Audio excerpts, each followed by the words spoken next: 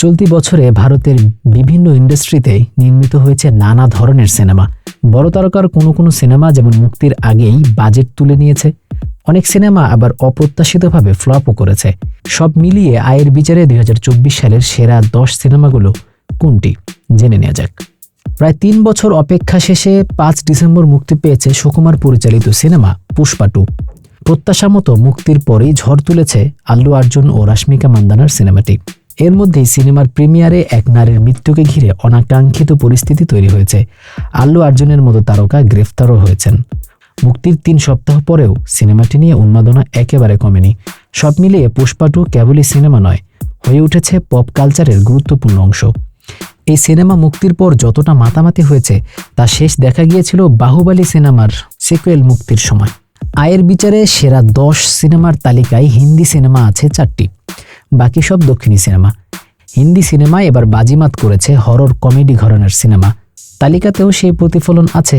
এই তালিকার 3 ও 6 থাকে স্ত্রী 2 ও ভুলভুলাইয়া 3 হরর কমেডি ঘরানার সিনেমাটি।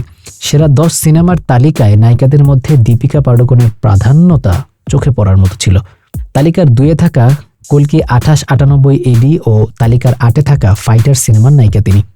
শীর্ষে থাকা ছবি পুষ্পা 2 এর নায়িকা রশ্মিকা মান্দানা। এমন হিট ছবির পর প্রযোজকদের কাছে তার চাহিদা নিশ্চিতভাবে আরও বাড়বে। নায়কদের মধ্যে সবার শীর্ষে আছে আল্লু অর্জুনের সিনেমা। এই তালিকার সবচেয়ে চমক জাগা নিয়ে নাম হনুমান। গত 12ই জানুয়ারি মুক্তি পায় প্রশান্ত ভার্মার এই তেলেগু সিনেমা।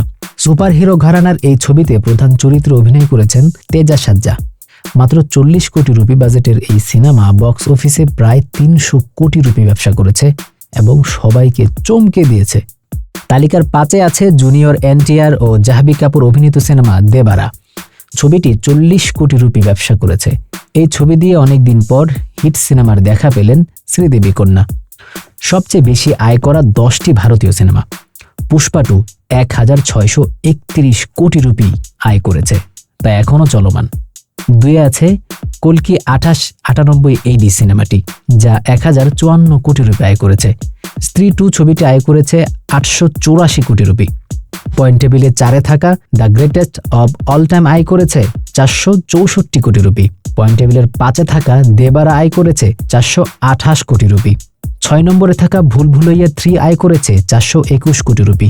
7-এ থাকা সিংহাম এগেইন আয় করেছে 402 কোটি রুপি। পয়েন্ট টেবিলের 8-এ থাকা ফাইটার সিনেমাটি আয় করেছে 354 কোটি রুপি। 9 নম্বরে থাকা অমরণ সিনেমাটি আয় করেছে 341 কোটি রুপি এবং 10 নম্বরে থাকা হনুমান ছবিটি আয় করেছে 294 কোটি রুপি।